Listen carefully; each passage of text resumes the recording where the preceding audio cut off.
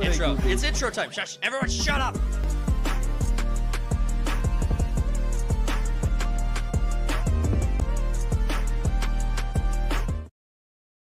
What's going on, main characters? It's your boy Talks Too Much with Third Party Studios. Welcome back to the Sunday. Or wait, no, it's not Sunday. It's Saturday, actually. Screw me. This is nonsense. No, it's the Third Party Podcast. Thank you guys for hanging out with us. I hope you guys are having a great weekend, or whenever you are watching this playback, I hope you guys are having an awesome day and you're telling your stories. We got with me, as always, we got the Cody.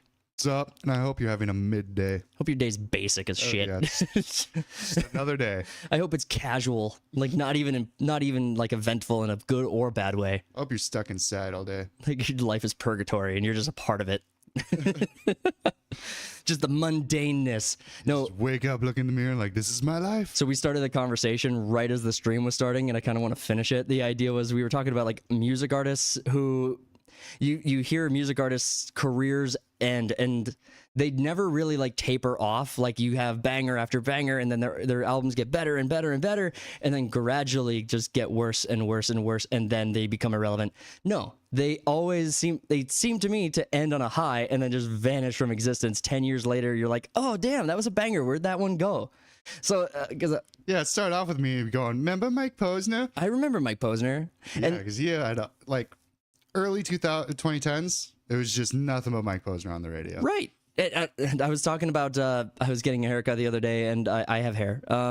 The audience doesn't know. How would they know? They need to know. How could they know? So, and I was talking, and we were talking about like Bruno Mars, and I was saying how I just can't. I think Bruno Mars was probably the worst generation of music for like worst part of my years of music. Like that era of time was He horrid. was good for like 7 years, and then up until the late 2010s, then there's just like, you're just doing like club hits and Grenade, Lazy, like, yeah, or like the early stuff is great. No, those Grenade and I don't even know if that's not the name of the song. Lazy Sunday or something. He's like, That's just the lazy song. Yeah, the Lazy song. I think both of those are kind of like meh. I mean, they're fine. Meh. But I mean, like, you're not just, those aren't at the top of your playlists, and they haven't been for probably 10 years. Well, yeah, definitely haven't been for 10 years. So I just think that music wasn't, I just think Bruno Mars was overrated. And then I heard a story the other day. Gorillaz is great. Fair. It's a very sexy song.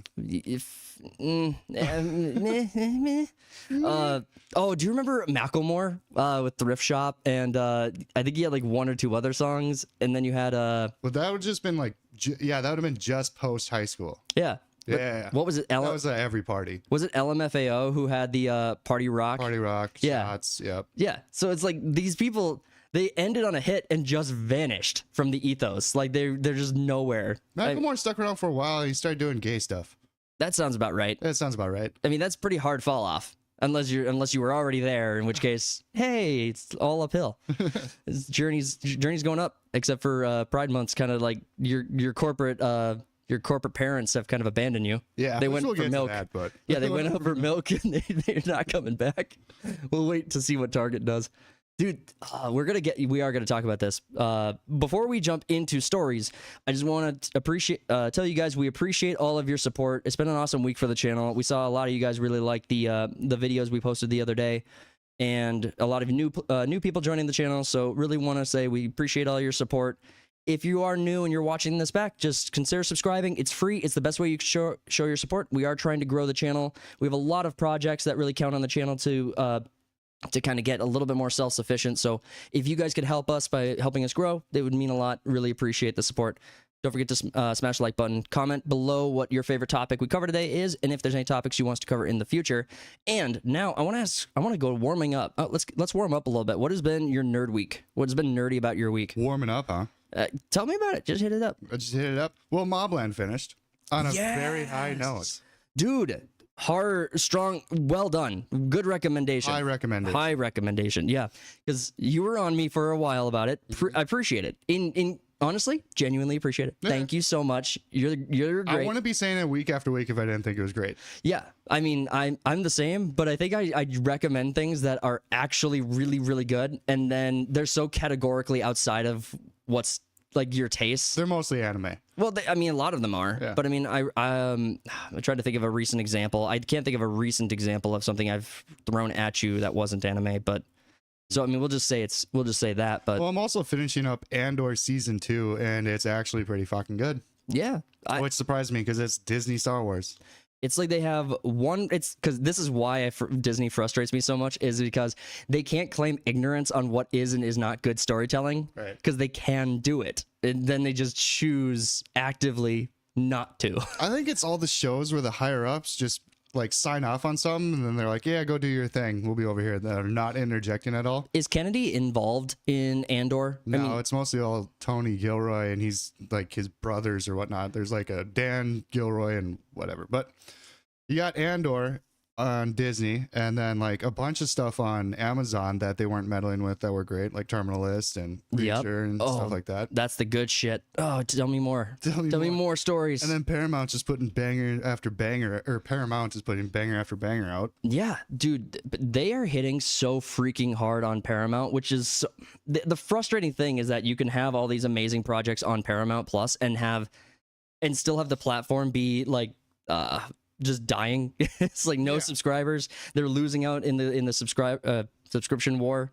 So, God, is there a thing for that? The streaming wars, I think, is what the actual term is. Kind of, yeah. For what I'm talking about, because you had the console wars, and that's catchy. You had the Civil War, which was very catchy. Well, I don't think people are that that's committed to a streaming service. Well, they're all committed to It's a streaming not like service. PlayStation versus monthly. Well, I don't know, but it's not like PlayStation versus Xbox. It's more like just like this one has shows I like on it.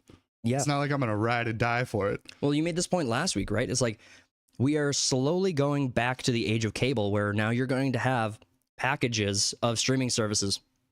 And I think the Netflix CEO is kind of a moron when he was talking the other day about how no one wants the theatrical experience anymore. It's outdated. Yeah, they're making shows where you can be on your phone the whole time or doing chores in the background. Yeah, you're making an entirely different market for literally no watchers.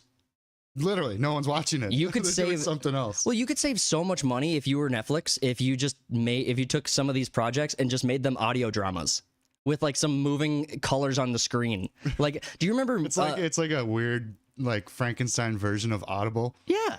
Well, I mean, do you remember what was it? Old Windows Media Player. I don't know if the current one does it, but it would like have it'd have like audio wave files for like the songs you were listening to. So you. Oh yeah. Yeah. I remember that. Yeah, There's like synthesizers on the 360 and stuff. Yeah, exactly. So you could do that as Netflix. And honestly, audio dramas I think are the best. You know, we have Big Jack's Horror Stories is a friend of the channel. His work is awesome. And then you have one of my favorite stories of all time is We're Alive, a story of survival. It's an amazing audio drama series, horror genre. Or you could just get Audible and put that on the background. You could.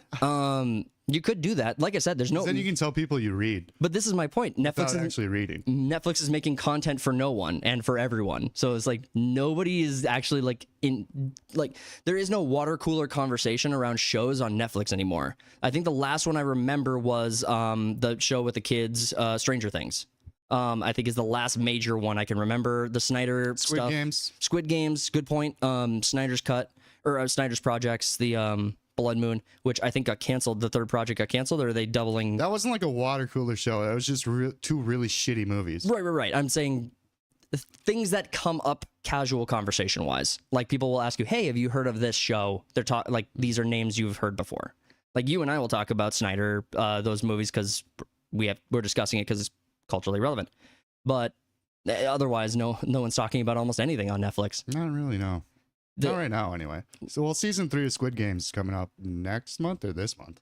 Do you think there's a benefit to oversaturating the market with all of these streaming First off, are we an oversaturated market right now? Maybe I'm misinterpreting it. We have too much of nothing good. But we're oversaturated in the anime genre alone. Yes, fair point. So we are. Yes, you are 100% correct. And it's like, have you seen this show? It's like, no, dude, I don't have 8 hours a day to watch nothing but anime. Dude, I fall asleep to most shows. I'm like listening to them as I'm crashing, or like, well, not most shows. I mean, if I'm watching an anime and I start a brand new anime at like midnight, I didn't sleep that night. I'm just locked in. I'm just in Don't it. watch shows you're interested in when you're going to sleep. Exactly. Don't fall asleep. So all of that to be said, we yeah, if we're oversaturated, you're not going to have any commonplace for culture or for conversations about film, shows, anything. These So are you've been doing this week though. Oh, dude, Warhammer has been driving my life's existence, and I think I have a problem. I think I'm gonna financially ruin myself over this hobby. Yeah. So That's what happens with everyone that gets into it. That's Yeah. why I just stuck with the lore. That's free. yeah, but it's not as annoying or frustrating as making the models or painting them. So what are you doing even? It's like if you're not gonna annoy yourself or hate yourself because you bought a billion models to create. I will say, I hate creating models. I hate it so much. I would buy pre-built armies, but I want to also build Which my makes it own. even more expensive. Yeah, and I want to buy and build. I want to buy and have my own, but I couldn't care less about losing. You know, I probably have like 8-hour to 6-hour sessions of making models for one army, and it's halfway done. And so I've got a lot. That's when you throw a Netflix show on the background. And listen to it. Yeah. Well, normally the people I do that with have like old Star Trek reruns on in the background, and I'm just like, yay, Star Trek, it's great. You're not getting into Star Trek after all that time? OG Star Trek is some of the cringiest shit I've ever seen. It's hard to get into anything that was made in the 60s. Listen, I understand Star Trek has a cult following. Totally get it. Respect it even. Like, you have the fact that you guys have fallen so in love with something so garbage is impressive. It's a cult. It's like it's religion. It's honestly, I just want Star Trek to be like off my radar entirely for like a year and a half, and then maybe try something fresh. But OG Star Trek is unwatchable. I can't stand it. New Star Trek sucks ass too. True. Even the OG fandom fans would tell you it's garbage. So I've been making and building armies. I've been watching back lore videos, trying to get caught up. I've been looking at the book recommendations for what's good, so that when I can get into bike riding and get into listening to some audiobooks from the Warhammer universe and listen back to them. That's what I've been mainly working on for this week. Otherwise, I did binge watch Mobland after your recommendation last week. Starting on Monday, got through all 10 episodes in like 2.5 days. So that's a great fucking recommend, dude. Tom Hardy, I don't know if I think that might be the best performance I've seen from him. I think. I really like him in a lot of things, so I'm not trying to pigeonhole myself out of other great work. A lot of people are saying that, though. It's such a subtle performance. It's nothing like grandiose or anything like that, but it's so freaking good the way he just sells it. Yeah, it's Tom Hardy as peak performance, plus he has some really good surrounding cast with him. I mean, only a couple of faces I recommend, but I couldn't even necessarily put names to some of them. Recognize, but okay. Recognize, exactly. But the show itself, what an amazing story. Just what a great follow through with character development. Every character has a story in it. Every character has something going on that makes them intriguing or interesting or just hateable. Like someone you could just genuinely despise. Like I've heard it described before, and I've told you this, that it is like a little mini mob Game of Thrones, pretty much, where you got like Joffrey and different characters that play almost like unlikable characters. Yeah. But it's not. There's very few likable characters in the show. But it's not unlikable in the sense that like Rey from Star Wars is unlikable. She's unlikable because you're supposed to like her, and yeah, you're told to like her. You're told she's the best at it. I watched this. You like to hate these characters. Yeah. Asmongold had a great reaction that posted earlier today about this guy who was breaking down why modern characters are so unlikable. And I loved his take. It wasn't Asmon's take. I gotta try to see if I could pull up the channel. He was just reacting to someone's take? Yeah, he was just reacting to someone. I want to see if I could find that channel and make sure we get credit where it's due. But it was a good video and a good breakdown. I'll have to check it out sometime. Yeah. What is so I think we probably have stories we need to get into. What do you think of that? Yeah, probably. Yeah, we got our first story to get into, and this is gonna be kind of controversial. Controversial. We never talk about controversial things on the channel. We're very tame. Marvel's new Black Panther is white. Yeah, seriously. That's the headline. I love the headline. I love this platform that Park Place makes good stuff or writes good stuff.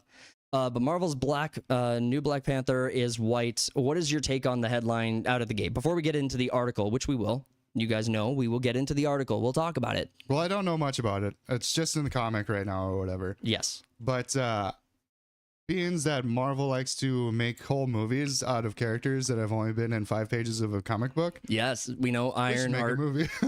We should make this movie, or honestly, a 10-part series. They're like 10 seasons for 100 years. Rick and Morty, 100 years. Black Panther. One season, 10 episodes, a half-hour piece that costs around $350 million. Yes, bankrupt yourselves while proving our point. Yes, do it. No, What's funny is that no one even wants this. no. I mean, like, It's never been a race thing. can we give them kudos where kudos is deserved, though? Here's my take on this. As they are committing to race swapping, they want everything to be as like they want to annihilate minority identity. They want to just completely make everything useless. Like, no, like your culture is going to be gone if they have their way.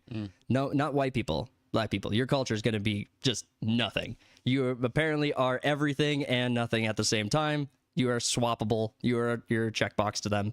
Super weird how that's going to be the way they double down into it.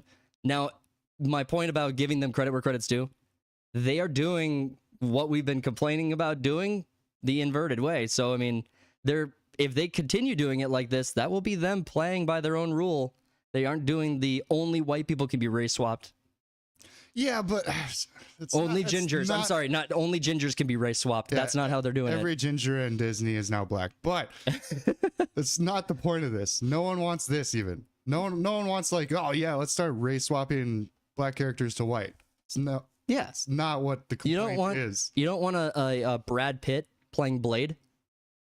I would love that. No. That would be awesome. That'd be so funny and cringe. The only way I'll accept this is if we put RDJ in every black character's role. Can I just, yes? Can I just, I'm so glad I had this on the ready. Yeah, we got Kirk Lazarus playing Black Panther, Coyote Jack. Thank you so much for this. He just keeps the accent and everything. All the love in the world. Yeah. I'm the dude playing the dude. No, if Disney and Marvel want to do race swapping, if they're consistent about it in all directions, at least they're playing a principled game. I mean, you and I both agree they're still wrong. However, at least they're being principled and doing it consistently in all directions. Now, I was talking to someone else about this. Now, all we need to complete the circle is for a little Chinese girl to play Anne Frank, and we are set. Yeah, there you go. We got that locked in, and we're good. Or a Native American girl to play a Helen Keller. Just whatever. Just whatever, dude. We just got to complete the cycle. Everyone's got to be race swappable with everyone else. Yeah, we can't always do white to black. Yes. It's got to be white to everything else. Yes. Yes. And then only black to white. Only black to white. Only black to ginger. Specifically ginger. Yeah, we got to swap them back. Because what was this post? This post had I wanted to pull this up. I thought this was so fun. We got... I wonder if you guys can see that well enough. Let me see if there's anything I can do with that. There is not really. They race swap Cleopatra, Anna Boleyn, Queen Charlotte, Marcinus. Help me out here, dude. Involve yourself. Like, help me out. Joan of Arc, Isaac Newton. I was like, you're not going to read every one of those. No. Nick Fury, Mary Jane. Like, maybe just do the ones you can pronounce. Human Torch, Kingpin. Good point. That's a good point.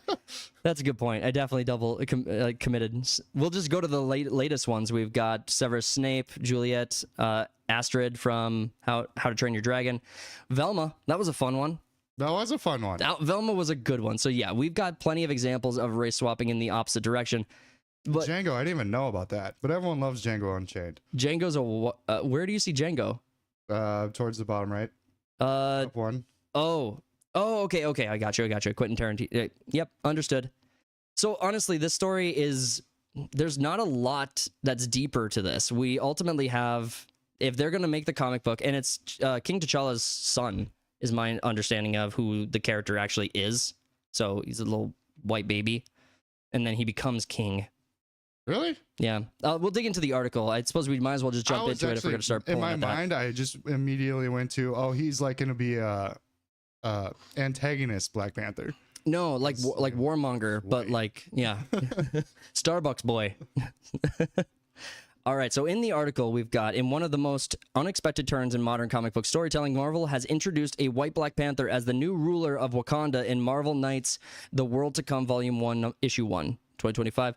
The mantle long associated with King T'Challa and Wakanda's African legacy is now passed to his son, Ketama, a blonde-haired, white-skinned warrior who defeats T'Challa in ritual combat and claims the throne for himself. So that's the story. This already doesn't make any sense. No. Yeah, right. Yes, exactly. It almost turns out that this trial by combat for who gets to rule over Wakanda is kind of... Okay, that's dumb okay, so Wakanda is this like ethno state kind of xenophobe country, I guess, in Africa that's highly advanced, highly technological, and they choose the kings, the rulers. Insanely racist country, yes, agreed. Yeah, with trial by combat. Yeah. It's really fucking stupid. It's really dumb, isn't it? I mean, you know what? Whatever. It's there's a story out there for everybody, right? I mean, this appeals to plenty of people. Black Panther is a character we all know of. It exists. But ultimately, yeah, their political system is absolutely scuffed because on the one hand, they're so anti-colonialism, and then apparently their royal guard can just go anywhere and just kidnap people or just do assassinations across the world. There's a line in Wakanda Forever, I think, that one of the chick guards or whatever. Our jurisdiction is wherever we fucking want it to be. Wherever we are, yeah, exactly. And they didn't give a shit about the rest of the continent. Yeah, maximum colonization, but they are Wakanda, so yeah.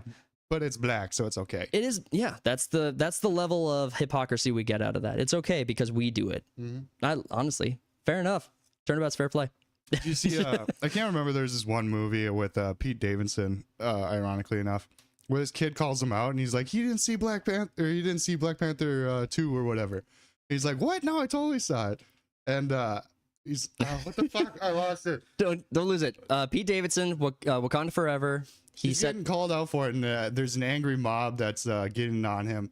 And then he's like, "Oh yeah," he goes, "Yeah, I saw it, Wakanda Forever." He's like, "It's not Wakanda with a hard R, you racist." No, Pete Davidson's funny. He's funny, man. Look, a little weird, but he's not really. But I think you don't think he's funny. I think he's got his moments. I think it's like saying Bill Burr isn't. It's like saying Bill Burr isn't funny. Pete Davidson is not Bill Burr, but it's like. Yeah, you can't even. Those aren't comparative. They're analogous.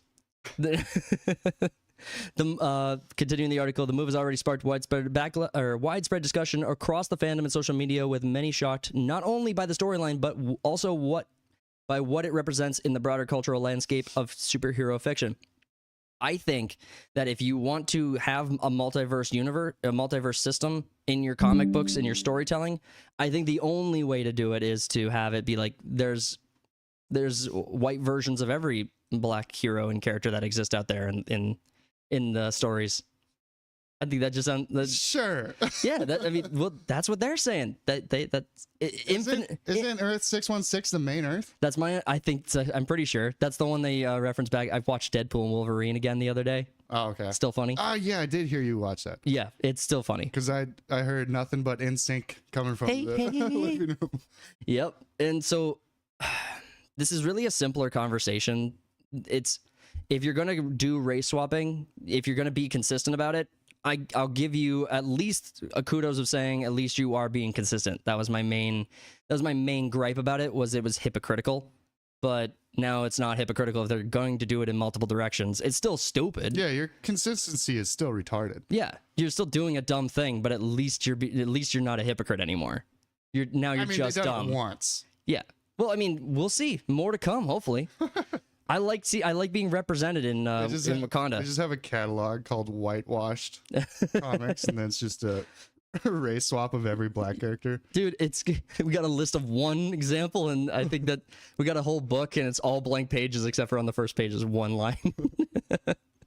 No, it's still absolutely retarded to go about doing this, and we were talking about it with Snape, and we were talking about it with all the other examples.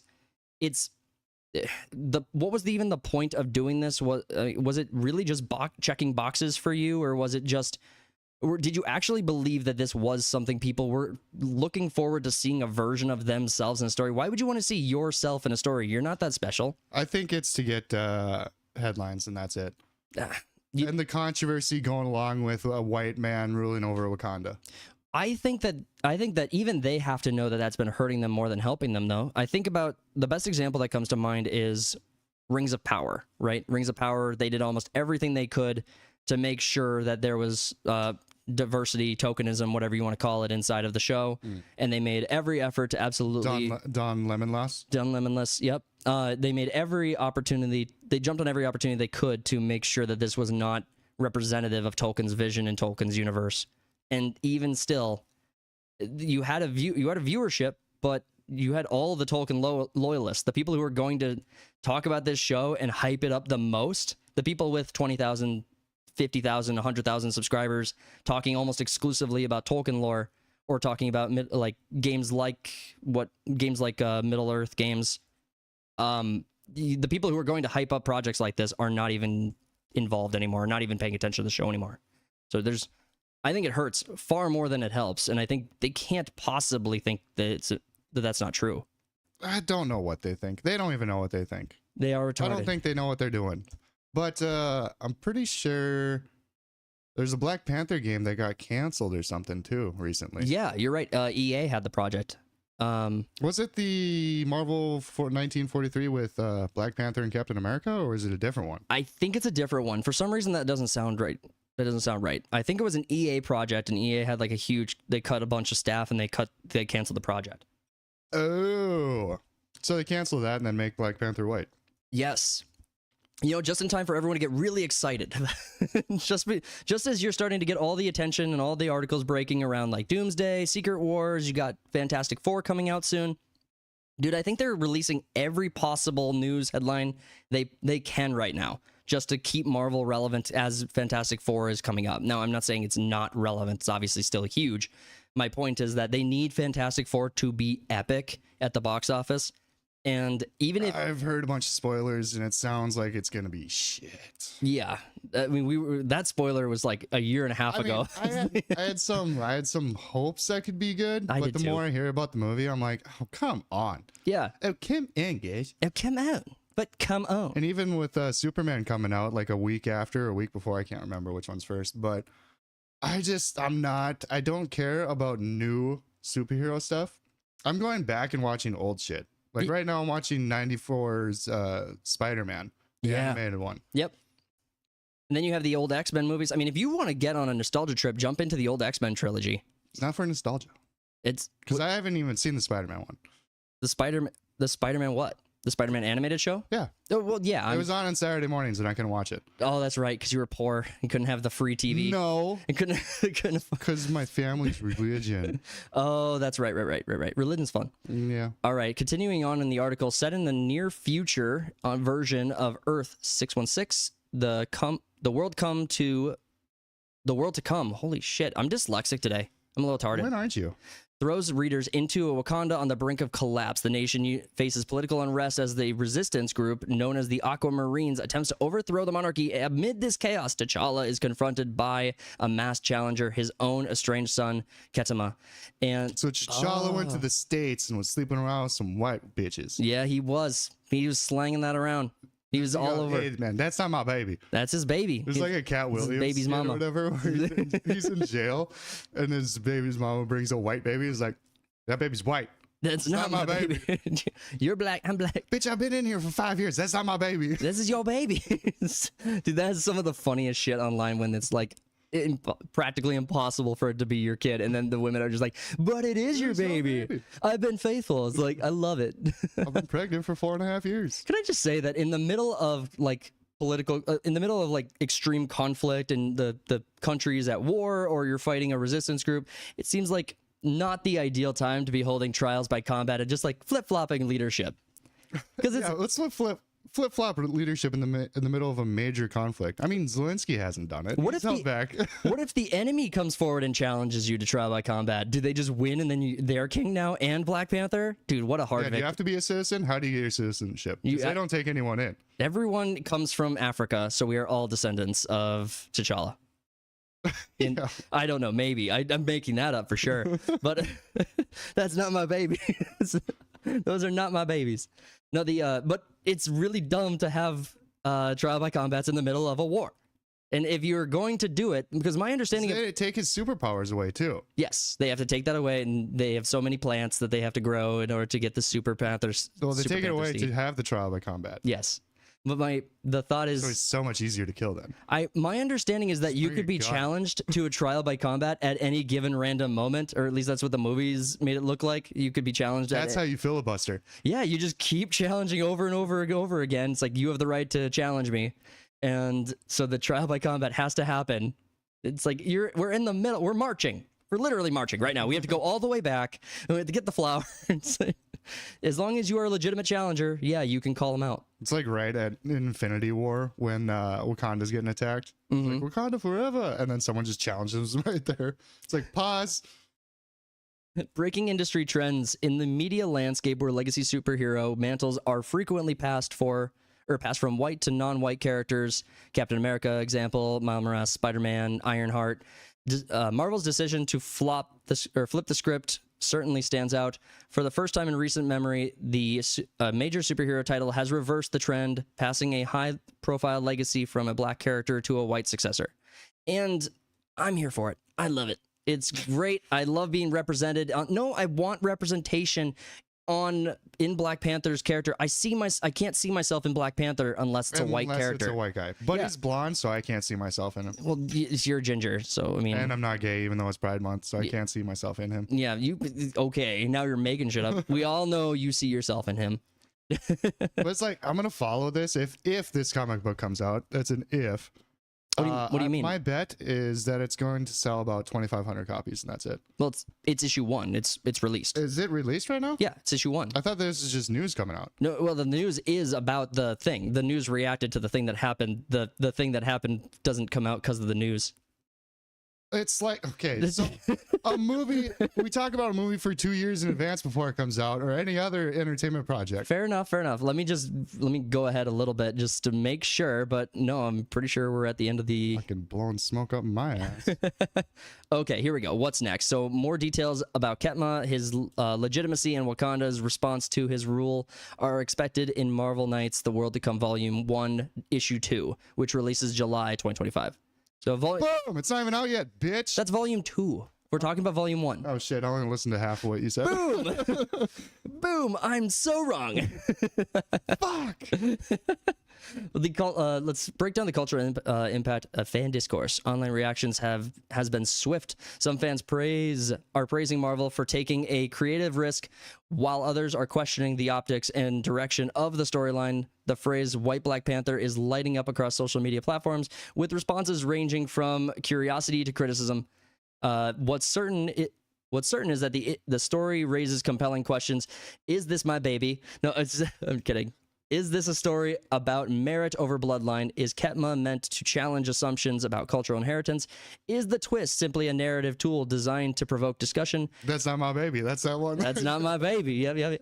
Will this be another Marvel bait and switch with Ketma ultimately becoming the villain? Yes. Oh, yeah. I didn't even see the editor's note before. Before you said that and before I was thinking it. Yeah, this is my working theory. I love how he caveats that and make sure we all know. Yes, that's it. Marvel doesn't have creativity. They have identity politics It's and all identity politics. creation. I like how we're at a time though where this is news Yeah, in the nerd sphere. it is. It's important, man. We got to know what their skin color and what their sexuality is. Have to know. We have to know. I gots to know. Gots to know.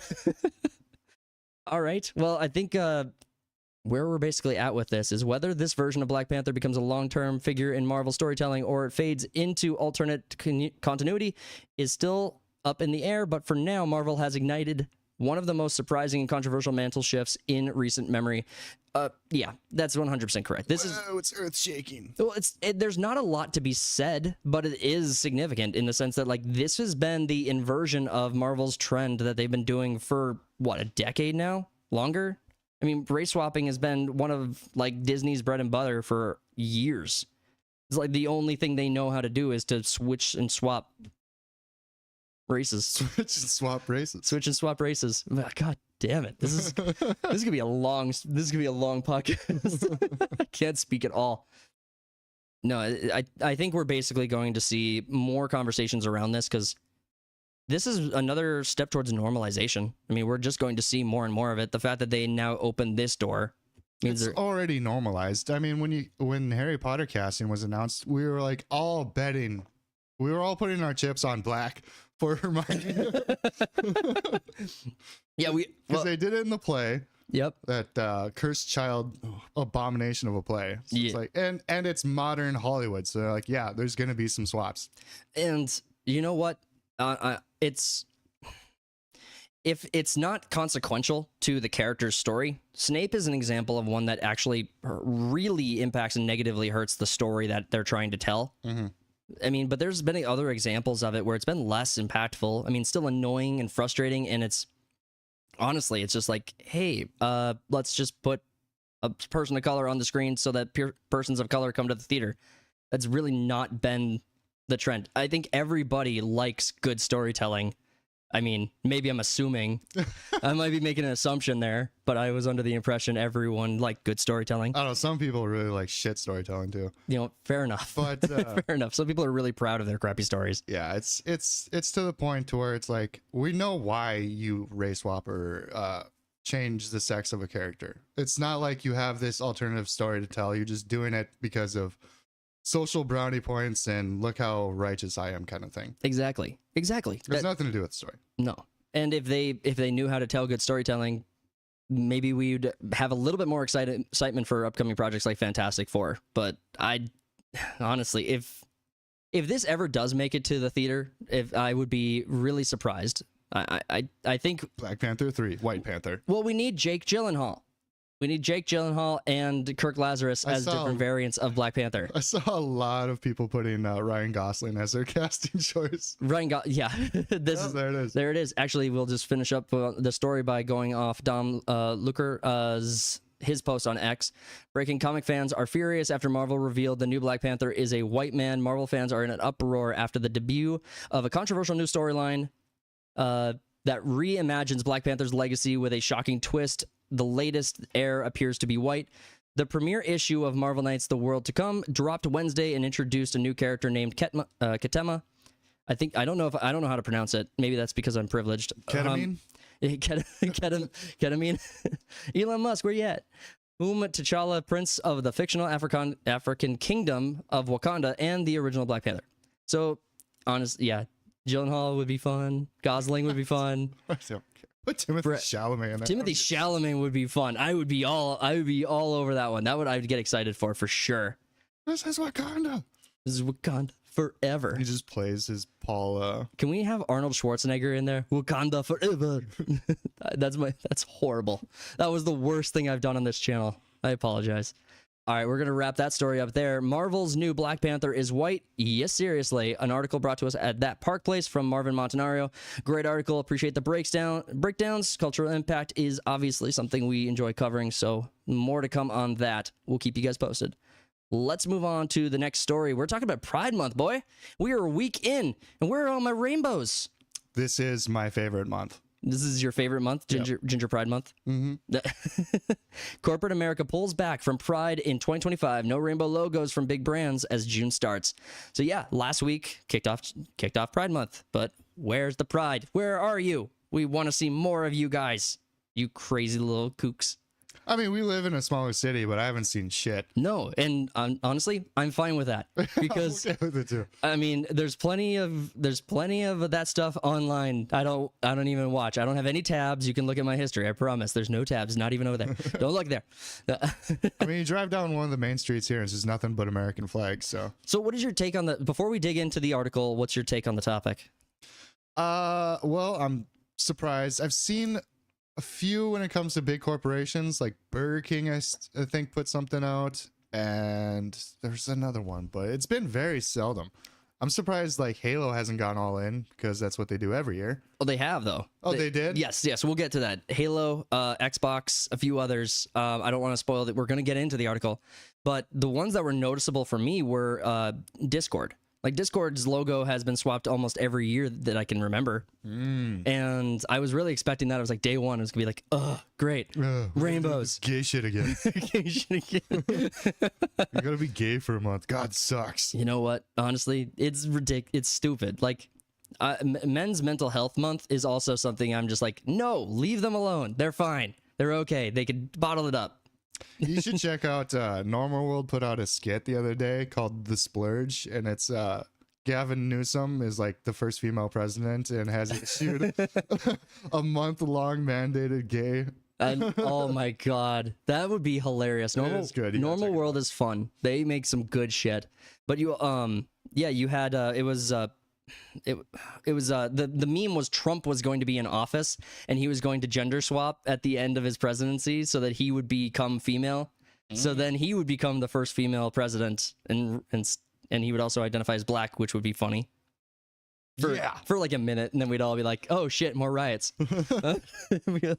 Oh god damn it, we didn't know what we were asking for.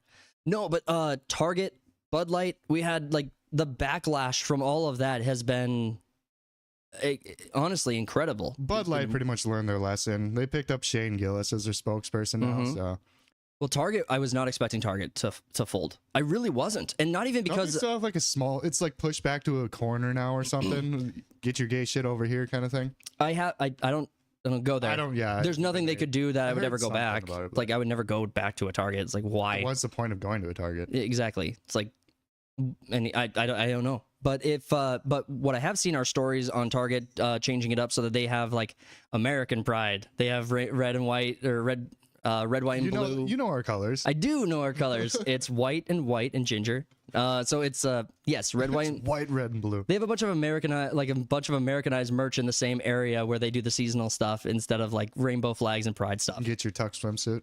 Yeah, get your tucked red, white, and blue swimsuit. We just mix it up. Well, I mean, my main concern was when Bud Light was kind of getting their asses whooped. And to the best of my knowledge, because I'm not a drinker, so I'm kind of just on the outside of this one.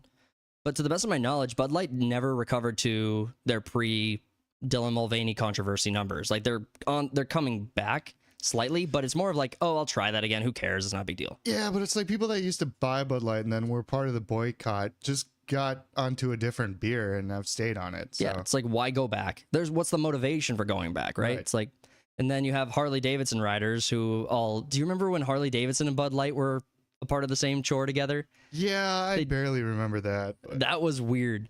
That was really bizarre. I think of Harley Davidson riders the same way that South Park does. Yeah.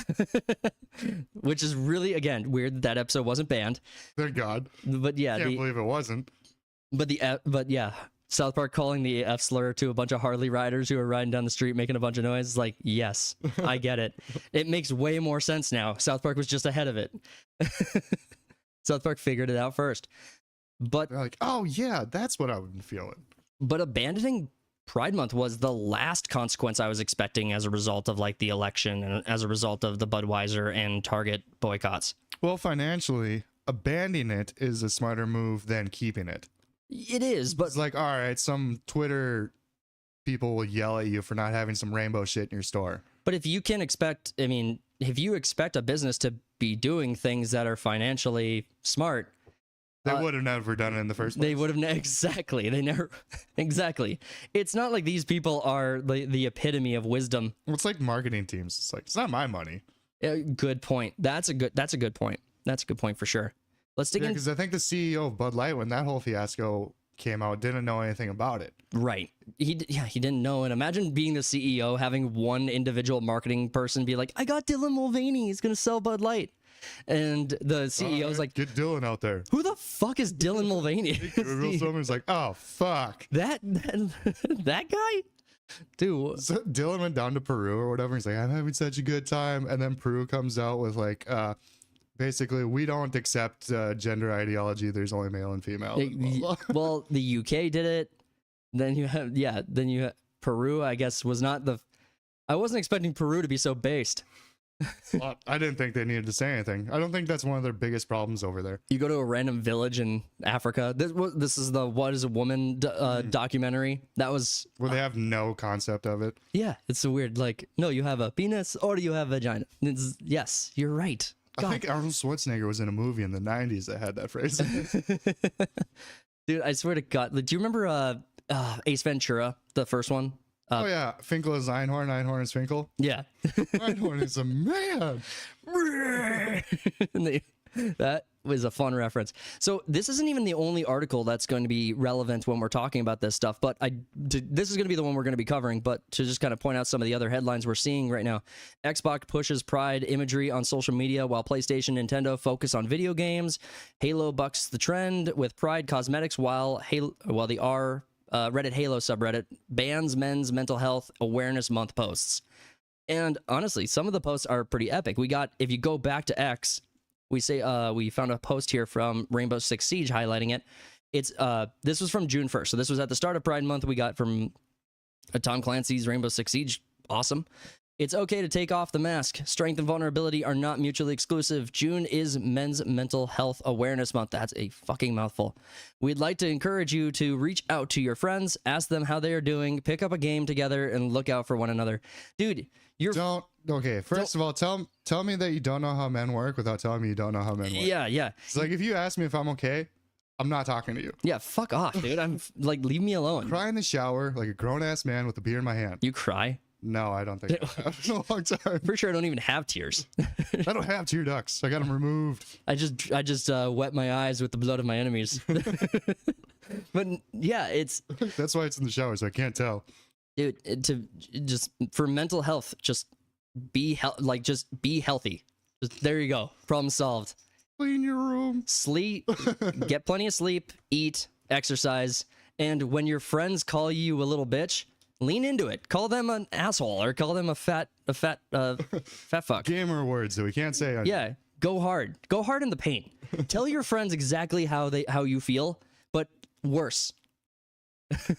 I'll tell you how I feel. But be mean about it. Like there was a study I think that showed that if you are mean to your friends, it's better for you. Science. Well, that's a science reference right there. Friends call each other the most horrific things possible. And they should. And it's out of love. It is. You bitch. You fat ginger fuck. All right, geez. Yeah, I think we're gonna have a roast battle in the middle of this. Yeah, we are. This is gonna be fun. You're tall and fat. Tall and fat. You're skinny fat. All right. That's the worst one because it just looks weird. You're just skinny fat. Like you're skinny, but there's nothing there. Oh, so it's skinny but flabby at the same time. Drooping down. Oh, it's like Clayman from Batman, but he's clay. All right, let's get into the article. So, as June kicks off across the United States, many Americans have noticed something surprising. Corporate social media accounts have remained largely silent about Pride Month 2025.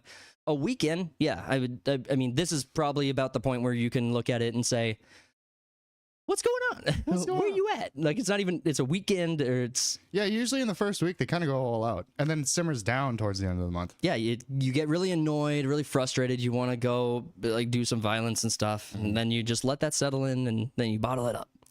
Then you bottle it up and you don't come out. You stay in that closet. Now I'm in the closet, too. That one was banned. It was banned. I think it was the Scientology stuff. Scientology stuff. The audience has no fucking clue what we just did. Unless they're fans of South Park, they know. Okay, yes, good point.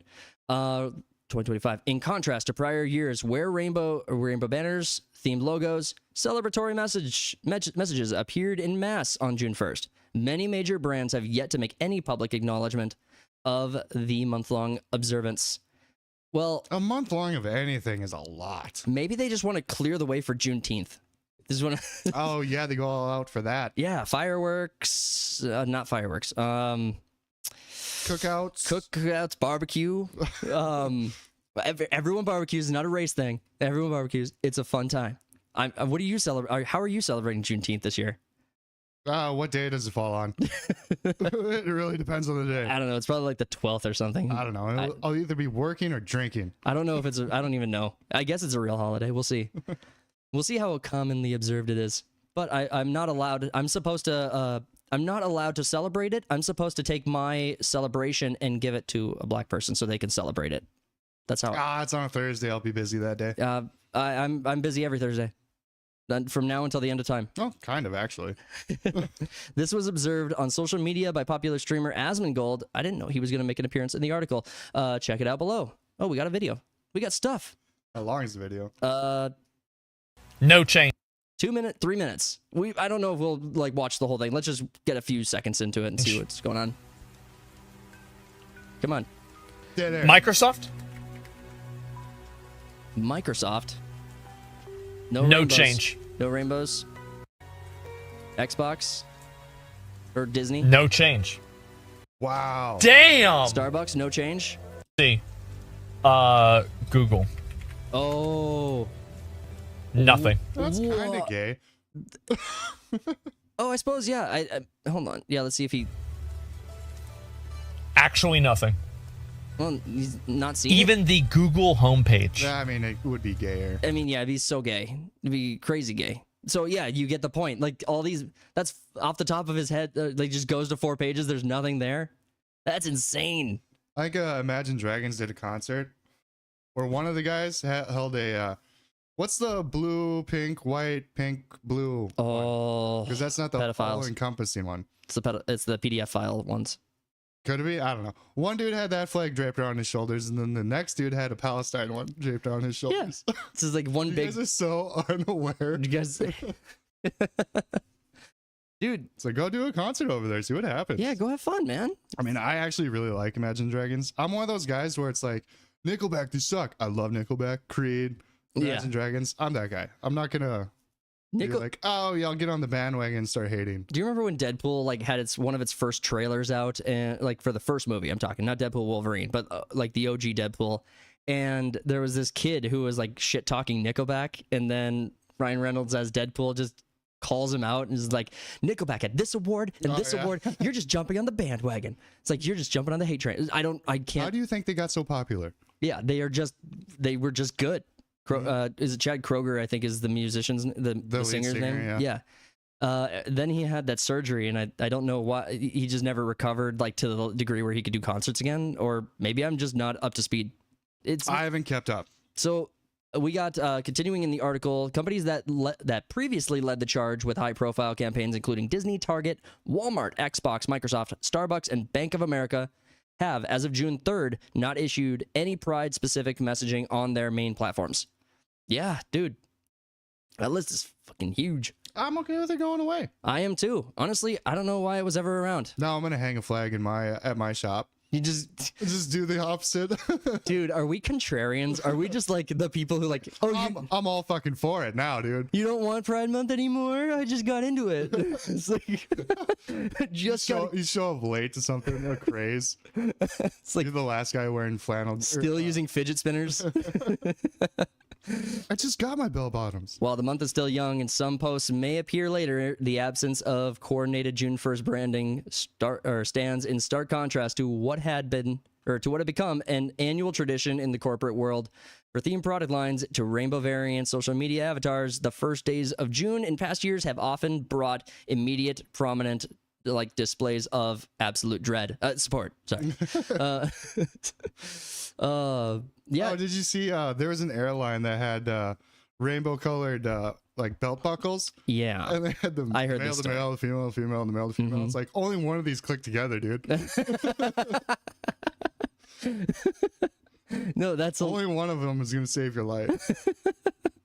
No, I thought you were talking about the there was a post online. It was a commercial, I think. I can't remember which airline it was. There was a all gay / like trans, like all very crew or something. Yeah, the crew was all gay. Very crew. diverse. Yeah, very diverse crew. Every one of them. And that was their whole spiel was, we are going to make sure you get to your spot safely. And we are like a gay crew. It's like, if the pilot comes on the intercom and has a lisp, hey, I'm out, dude. Hamburger. I don't know. I've saw that too. So you must be referencing the Andrew Wilson video. It was like, why do they have a lisp?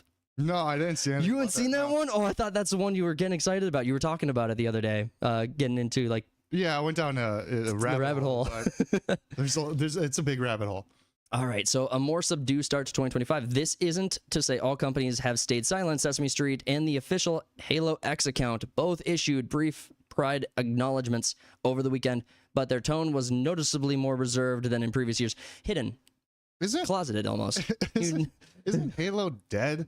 Yeah, it's been dead. No one cares. Yeah, Halo. I don't even know who plays Halo anymore. Holy crap, I don't either. I'm gonna look it up. Yeah, look it up. Let's get an idea of the what would that be? The Steam, player numbers? Yeah, Steam charts. It's not on the top 100. I know that. No, but I mean, I think the most avid supporter of Halo wouldn't expect it to be there. I mean, even people who are in it, like as a big part of it. Sesame Streets, yeah, we got their Pride post here. Looking at Halo, here we go. I will say that outside of the context of Pride, that cosmetic actually does look kind of sick. Like, can we just acknowledge that? Can we just be honest with each other? Like that? No. Dude, I get fruit by the foot like vibes from that, not actually like Pride stuff. Look at that. Fruit by the foot's gay now too. 3 feet of gay. No, that does not look cool. You don't think that looks good? I don't like colorful ass skins in my shooter games. You don't like that? I'm trying to think of what that is. Is it chroma? Not chroma. Fuck. Like CS2 has a bunch of different skins for their knives that have a color scheme similar to that. It's very metallic-y or whatever. Yeah, I can't remember what it's actually called. But Halo, this Pride Month, we celebrate love, diversity, and the freedom to be yourself. Because, I mean, I know that in the United States, one of the most common problems we have is that gay people are just being, like, rounded up and locked up. You know, I mean, oh, wait, no, that's not actually happening. I forgot. Silly me. Silly. Log into Halo Infinite this month to unlock the Unity coding, visor, and emblem, and wear them with pride. Ooh, do you want to know the number? I kind of do. Okay, so first off, when it first came out, 272,000 was the peak.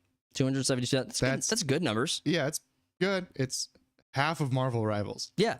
I mean, yeah, yes, keep going. 24-hour peak right now, 3,500. Player count right now is 2,000 people. Oh my god. You could almost recognize every person's gamer tag while playing that game. Yeah, I think it was I saw a random stat the other day. I don't even know if it's real. This could be fake, but the average person can recognize and like make a match of face to name of up to 150 like close people they know. And I was like, that's I can't do it to 10 people. Yeah. I'm horrible. You don't know 10 people. I always say hi, Nobody guy. love you. You know, bitch. Everyone I interact with at work, that's not someone I work with, but it's like, oh, hey, guy. Hey, friend. Hey, buddy. Hey, friend. Dude, I have people who approach me on the street and they're like, hey, how's it been? It's good to see you. I was like, hey. Well, when you're in sales and you actually don't know their fucking name and you've sold them like a fair amount of like expensive stuff, yeah, that's a little awkward when you don't even know who the fuck they are. Well, or you even you remember their face, recognize their face, but you can't put a name to it. That's the fucking worst. I feel like shit about it. You should just go straight up. Yeah, what the? Who the hell are you again? Well, just be mean about it. Do you know the show Modern Family? Did you ever watch it? I've seen clips, shorts. Yeah, I know of it. There was the dad in the show, Phil. He has a mnemonic device where he like remembers people's names by like ascribing them to like maybe something they were wearing or what weather was on or happening the day they met or something. So then he'll give himself mnemonic devices for that. I don't care enough to do that. No, that's a lot of work. It's like, but when you work in a medium to small size town and you're in sales, you've met. Yeah, you might. Yeah. What's weird is you're in the grocery store and you see people walking past you and you swear to God they recognize you, but you have no idea who they are because they're looking at you. They're really looking you up and down and you're like, I'm feeling sexy today. But then they're like, keep walking. And I'm just like, must not have been a big deal. But then you think, do I know them? And everything gets scary again. That happens to me a lot. And the dark thoughts come back. Meanwhile, there's a FedEx driver that comes out to our shop, and I'm like, I swear to God, I know her from somewhere. It's Ranjit. She's in and out of this shop before I can even. But then you have Rainbow Six Siege, who made that comment we looked at earlier. And we pulled this up already and looked it over, but Men's Mental Health Awareness Month, kind of bitchy. Yeah, can we just I'll take a week. Can I say a day? Give us a day instead. Yeah, can I say I feel really unrepresented by this as someone who is not like a little bitch about this kind of stuff. I mean, you got like people who have actual trauma. Like it is a big problem in the United States right now, men's mental health. it is. But it's just like an awareness month isn't gonna like help. Yeah. It's like Breast Cancer Awareness Month. Okay, we know. Now what? Yeah. Everyone knows. We're all aware. Everyone's aware of boobs, dude. Yep. Everyone's aware now that. You don't need to wear pink in every major sport in America for a whole month. Exactly. But I mean, men's mental health. Sure. Yeah. I think breast awareness is all year. Well, the thing about it is that men don't solve their mental health problems by like having like confabs about it, like making an event out of their suffering. Right? It's there are practical things you can do to fix that. Do that. And honestly, I'm just not that compassionate enough to give a shit. It's like everyone's got problems. If you want to talk to me about like PTSD or actual trauma or you've lost a limb or something, all right, let's talk about that. Let's figure that out. But I mean, if you're just having a bad day and you need a puppy to hug or something, go fuck off all the way. Don't talk to me about it. Well, if you need a puppy to hug, you have a puppy to hug. Yeah, keep it to yourself. Yeah.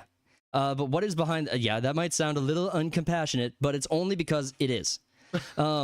What's behind the change? While no brand has publicly explained the shift in Pride Marketing 2025, marketing analysts and cultural commentators point to several key factors. The most significant may be the consumer backlash in prior years, particularly after incidents involving Target and Bud Light. I actually didn't realize how significant Target's boycott was. So, like, for me... Yeah, I wouldn't have noticed that because I never go there, but I did notice the Bud Light thing because I drink beer. Right. Well, and I'm around people who drink beer, and people who drink beer are talking about it and just, like, over it. And so Bud Light's getting their ass whooped, and the really amazing thing about that was that it hung on so long. Like, people were stuck with it.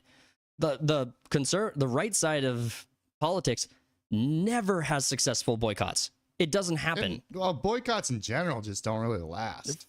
I mean, fair point.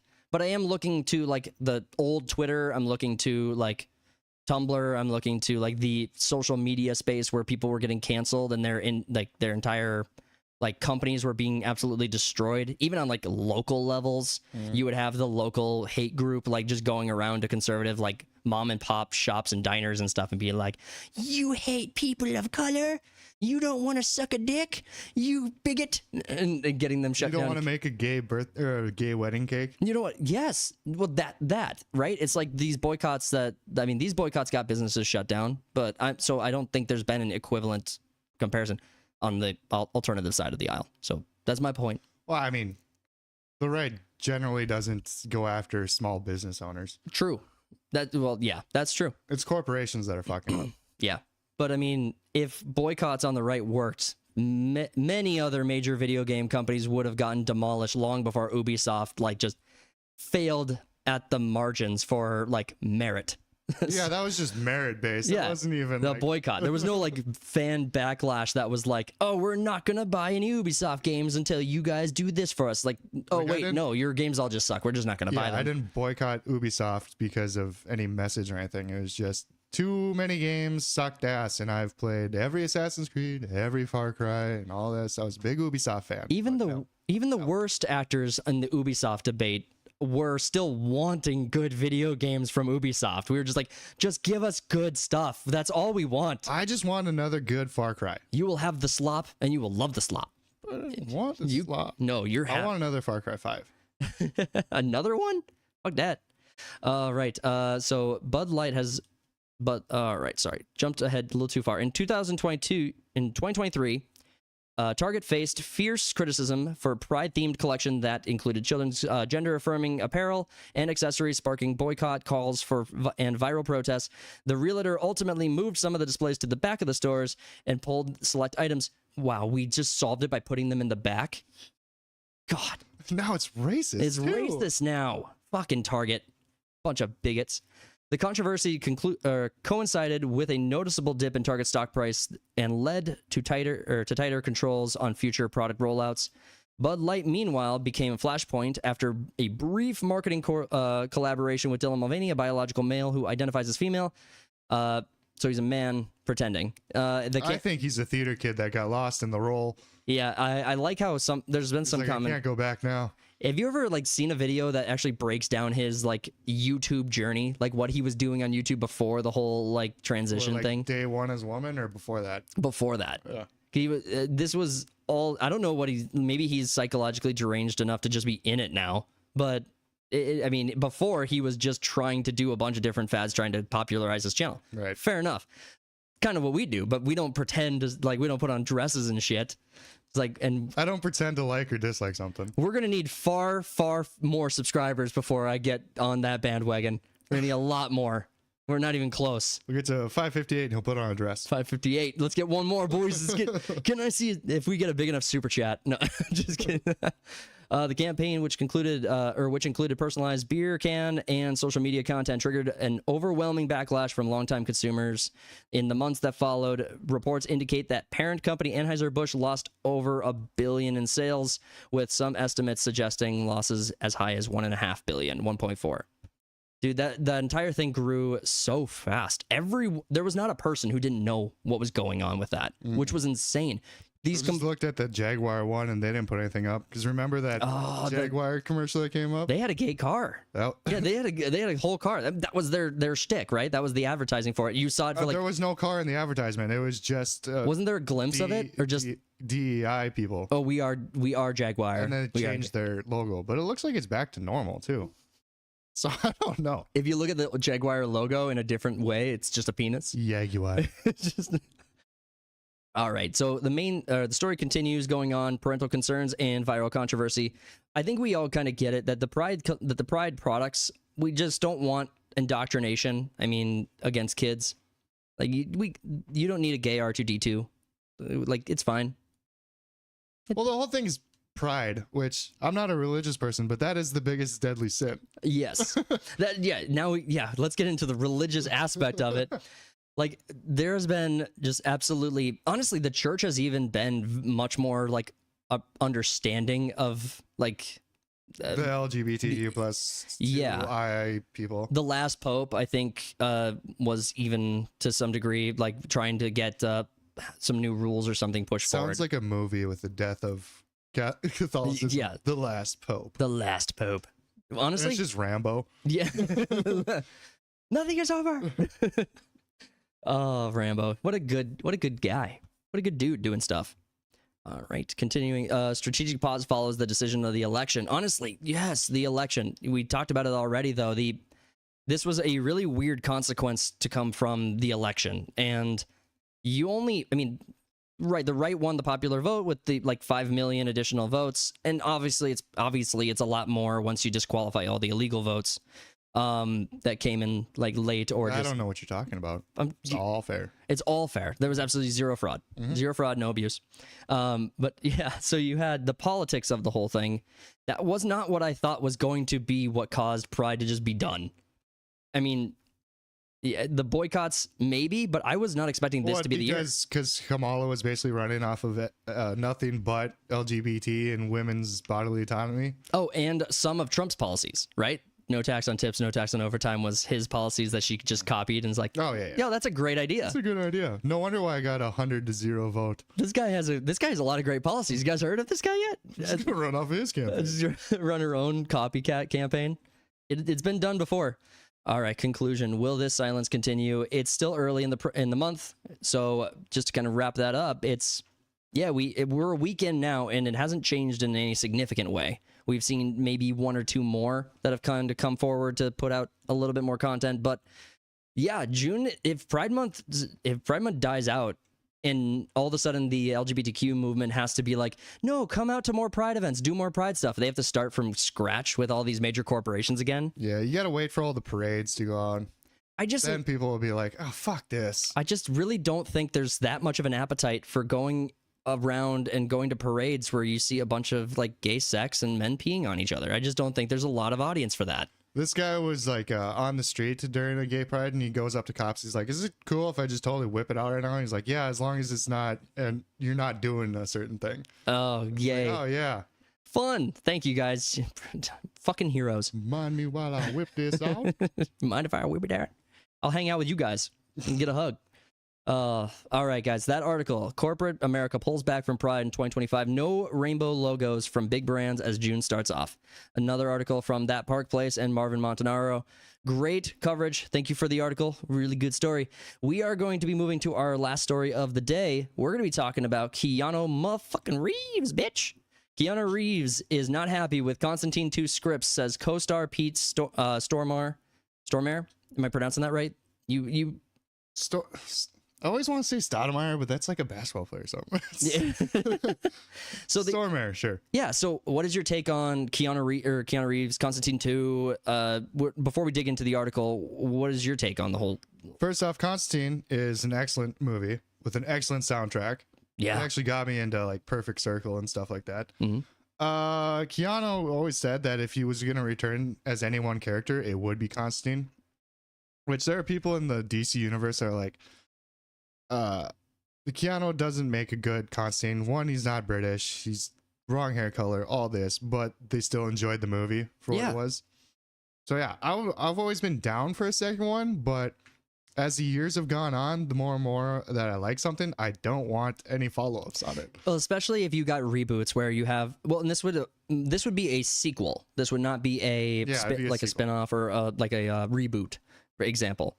So the thing, I guess I kind of have some optimism for what this project could look like, but you got to weigh that against what, like Ghostbusters. You have to weigh that against even a more relevant example, Keanu Reeves with the Matrix reboot that they did, or the sequel they did. Yeah, it was the fourth sequel. It was horrid. It was I'd even watch it. It was an affront. Coming from someone that actually liked 2 and 3, because that's another thing in the internet where people hated 2 and 3. Yeah, I think the first one was I think it's obviously the best. Yeah, it was the peak. But I didn't have a problem with like Matrix Jesus coming around and saving the day. The CGI gets a little wonky into Fair. when there's like 100 Agent Smiths and they're all rubbery. Yeah, but I mean, you're inside the Matrix. It's the Matrix. It makes sense then. It's also old 90s. Well, wait, would that be early 2000s? There were too many Mr. Smiths spawned in, so it was the server was kind of crashing. That's where you get the low quality graphics. I love that CGI, man. Such a double-edged sword. It can make good filler on your screen, but oh my god, can it also break the immersion so hard? No, with the Matrix being such a flop, like the excitement around it, it carries over to other projects Keanu Reeves would ultimately work on. So not really, that's more brand destroying the brand, not the actor, really. And you can't really do that to Keanu. He's too beloved. I might have misspoke because I don't think that's Keanu's fault.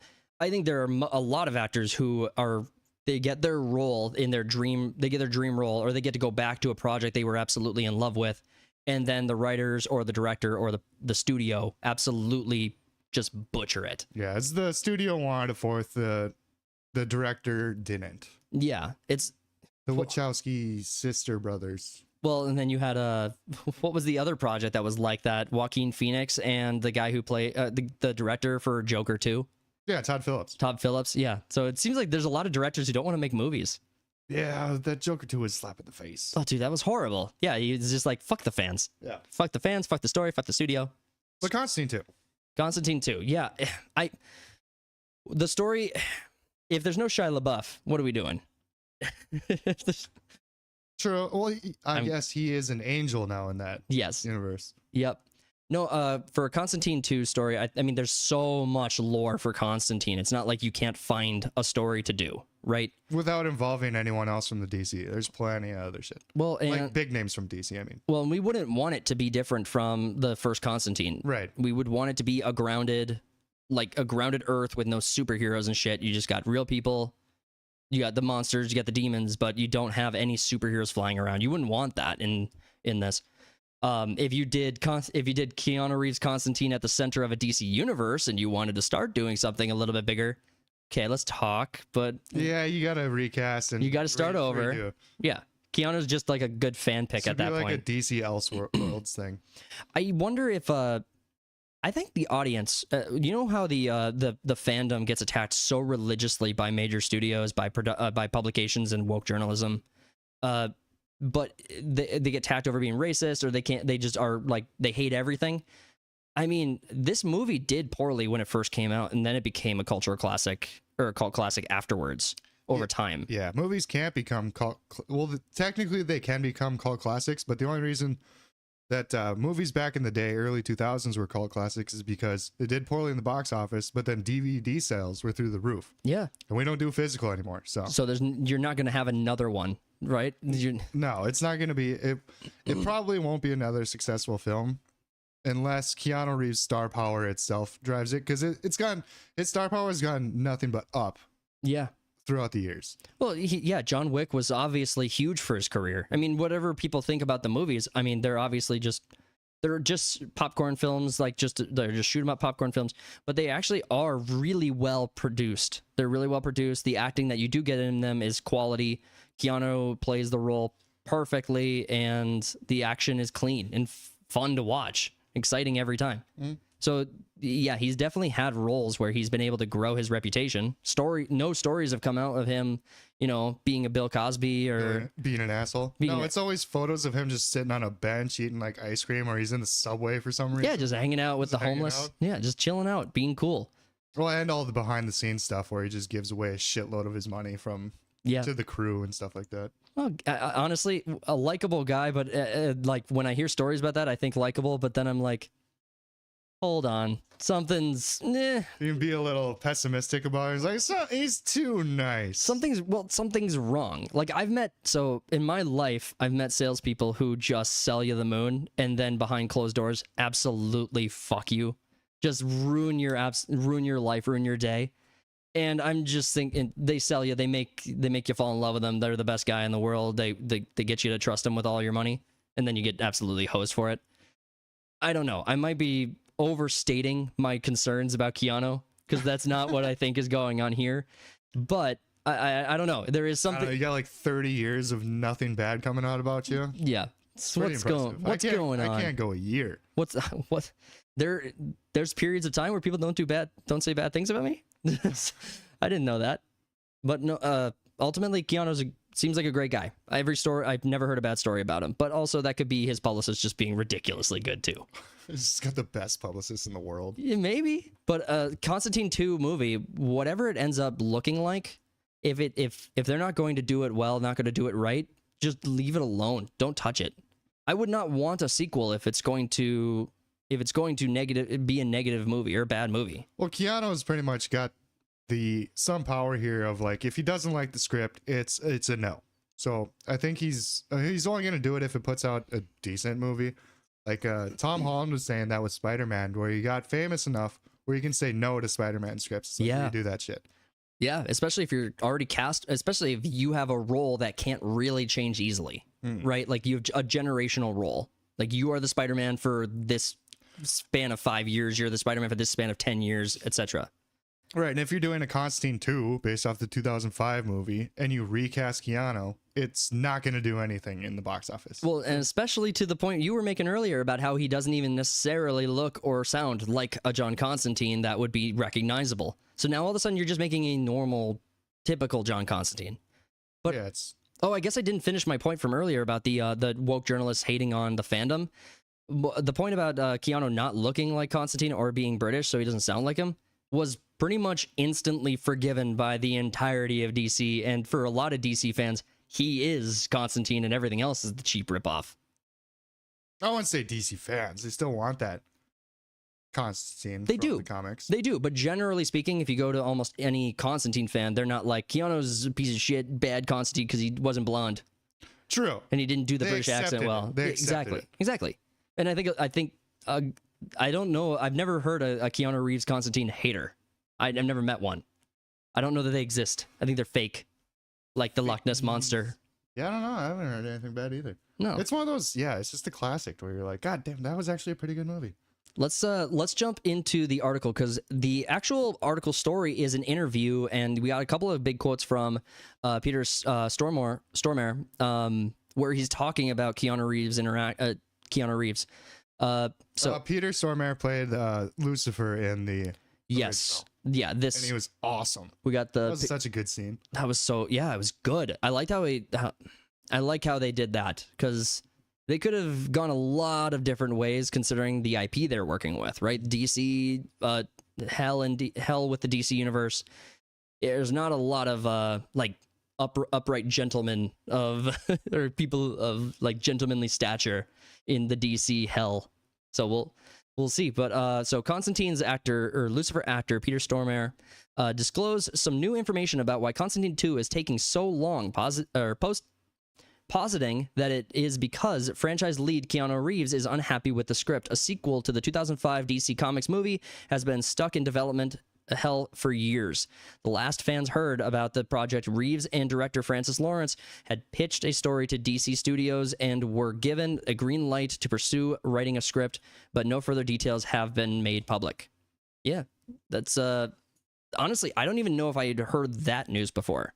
I had heard basically Keanu being at like a con of some kind It was and like an talking about it. interview of a late night that I remember. Someone asked him, he's like, "Who do you want to play?" He's like, "I want to do Constantine again." Yeah, that's what I remember too. So That's the only thing I've ever heard about it. right. Right. Stormare revealed that it has been a lot of back and forth so far, that Reeves is not happy with the scripts. So quote from Stormare. It's a lot of back and forth because I think Keanu, which I know pretty good, is not happy with the scripts, and usually what comes out of the studios because of the first one. Because the first one wasn't successful in the beginning, it became a sleeper and became a cult movie, and now it is one of the biggest cult movies ever. But to do a sequel, the studios want to have, you know, cars flying in the air. They want to have people doing flip-flops and fighting action scenes. That reminds me of that Superman movie with Nick Cage that was going to come out. Oh, yeah. One of the studio heads was like, "You have to put a giant spider in it." Yeah. It's like, what the fuck is that coming from?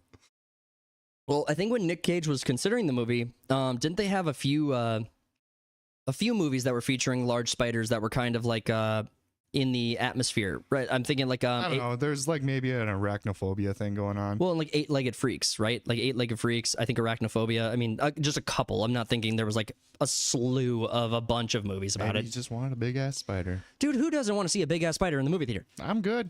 You're fine. I'm fine. All right, Stormare. And I think Keanu says, "I've done John Wick. This movie is I think Keanu says, "I've done John Wick. This movie is spiritual. It's about demons and regular people, and I wanted to keep it that way." And we talked about that. I want to do God coming down exactly the same way, but in a black suit, looking more or less like Lucifer from this first one. I'm 12 years older, and so it's going to be hard to do, you know, completely imitate the first movie. But I think from Keanu, he wants to do a sequel that is very close to the first one. Well, and you know what? The producers probably want him to be John Wick in it, pretty much. Oh, I mean, I don't think there's any reason to think that's not true. Why wouldn't they be? If you wanted to do flips and you wanted to do fighting and action scenes, I mean, the first one had like a charge the gates gunslinger moment, but it didn't have like a Gung Fu. gung fu. That's what it's called. Is it really? Is that a term? Yeah. That's real. What do you think of the God coming down, like the inverted black and white color scheme with Lucifer contrasted as like a moment in a potential movie? I think That's a hard one to pull off, to be honest. yeah, I'd say it's easier with Lucifer, but doing it with God, yeah. Well, oh, it's weird. Like, remember we reference South Park so much. yeah. Well, But how they just made good. God in South Park? Yeah, he's like some weird. Mole rat kind of thing. Yay, look upon me, know me. So I don't know. I think it could look good. Because ultimately, here's what we're doing. We're trying to make an entertaining, good film with a DC version of Heaven and Hell. Like, calm the fuck down. It's like, people, like, chill out. It's not meant to be like making fun of you. It's honestly looks like it's an attempt at making good art. It's like you can't take every interpretation of art as if it's like blasphemy against. Right, yeah, I'm not saying it's like fucking Muhammad or something where you can't depict him at all. He's a stick figure. He's a stick figure. I draw. I practice stick figures. Stick figures. Gonna make the best one. Steven Crowder did a bit about it. Oh yeah, that was funny. So I don't think we're gonna go. You know what? Let's just keep going. There's a lot in here, and the whole interview looks like it's pretty cool to talk to. And I think this is kind of someone who I'd want to know more about. So he continues on to say, I think Keanu is very proud of that. He was fighting for it to be to be a character that he loved and wanted to develop. And I mean, with Tilda Swinton doing Gabriel, it is a cool character, and even my Lucifer is a cool character that you can relate to as a viewer. They wanted to dress me up like, you know, like a devil with a tail and pitchfork and whatever, but we were really fighting for me to have an off-white suit and do it very simple. Yeah, simplicity is key when you have these like more complex characters that can be designed. It might have came out a bit more corny if they did it the pitchfork and stuff, where this is more, it's almost more scary that he's just a straight, like a person, Yeah. like a normal-ish looking person. But every version of Lucifer that you'd really want to see on TV is like a black suit or a white suit, and he's like kind of like a tall guy, like he's just a normal person. If it turns into an action movie and not like going deeper and deeper into the characters, I think he wants to do the character again. Constantine as grounded as it was in the first one. It took a long time for you to become a cult movie. It really worked, and it will work on the audience again. You don't have to add a lot of action and shootouts. You have other movies. Don't turn it into big Marvel, into us flying around in harnesses all the time and shooting each other up. Don't bring in big guns. Let it be simplicity at its peak. Like if Keanu Reeves if this is the thing that Keanu Reeves is fighting for, I'm in. That's what I want. I just want a simplified, clean, easy to digest, not overcomplicated, no modern politics. Just tell us a good action story with good action character story. Yeah, it's basically a character study on Constantine himself. Yeah, a lot of Keanu Reeves movies have done that. I mean, even John Wick to some degree is just, you're really just living through his trauma of like having his dog like arfed. Arfed? Sorry. It was more about the dog than the wife. Yeah, exactly. All right, looks like we almost done here. Just hearsay from him. So again, unconfirmed. This isn't Keanu saying it himself, and it's trying to be very secretive. As we say, both me and him, just do the first movie again and add some other elements, and you have a sequel. Godfather 2 was a sequel that was built on number 1. They are similar. You can actually see number 1 and 2 together, and they stick together. So don't do a completely different movie, then it won't hold together. And I think that's where we are. Yeah. Well, I mean, honestly, it's a good interview. I mean, if you're asking the right questions and you're just taking his answers at face value, where it sounds like he has a relationship with Keanu Reeves that he can speak to, and how they're having their conversations, and the fact that the script has been delayed again. I didn't know that they were working on a script. I thought it was still just kind of an idea they were floating around and trying to see if they can make it work. If Keanu's holding off, and he doesn't need to do anything. Yeah, I mean, you just jump the movie forward like 20 years and have old man Constantine. I don't think you'd want to do CGI with Keanu to like de-age him, but I don't know if I'd want them to like lean into him being like 2 generations older at the same time. Well, I mean, you can't really hide it. Dude's getting old. He is, but I mean, that's because he just looks like a homeless person all the time. It's like, and Constantine or Keanu, you're great. You look like a hobo. I think he just refuses to cut his hair for every role. Well, you know what? Fair enough. If I'm 60 years old and I have that hair, I'm not cutting it either. You're never getting it back. You're never getting it back. You're never getting that back. But yeah, man, I don't even know where you'd start a story off with that. I don't know, and I don't want to speculate because I don't know much about the Constantine universe. No, I thought you're not up to speed on all the I'm not as big a fan as you are, so. I think that there's a lot of stories of hell that you can tell in the DC universe, and I think you could translate some of them to a more grounded Constantine. But if you're not going to look at all of the demon enemies that he could be facing, and CGI today would ruin almost anything you would play with, this might be trickier than I think we're giving it credit for. Like pulling off a script, even if you nix the combat and or the fighting and the big spectacle of like not Marvelizing it, you would still have a relatively difficult movie to pull off just with the way that modern acting and modern cinematography work. Well, yeah, and how we've gotten worse at CGI in the past 20 years somehow. Yeah, that's bizarre. Yeah, I don't get it. It's a new internet thing where it's like comparing clips from like early 2010s to now. It's like, how the fuck has it gotten worse? Yeah. Right. So just to kind of wrap things up here, well, Stormmare says that this process of passing scripts back and forth has been perhaps wear on Reeves. If the team can find the right story to tell, it seems more likely than ever that Constantine 2 will happen. And you know what? That's a good place to kind of wrap up, because honestly, a Constantine 2 movie, I would love it if they can get a good script together. It's a tricky one to do a grounded universe with, but I'm glad that that's where they're going, because I do think that that's what we need more of. And the first one is beloved enough that, well, here's a question that hasn't been answered yet. How well do you think a Constantine 2 would perform in theaters? Let's fast forward 2020, let's say it's 2028, right? And maybe that's too early. It's not the point. Let's say it's 2028 in the fall, winter area. How do you think this movie's going to do?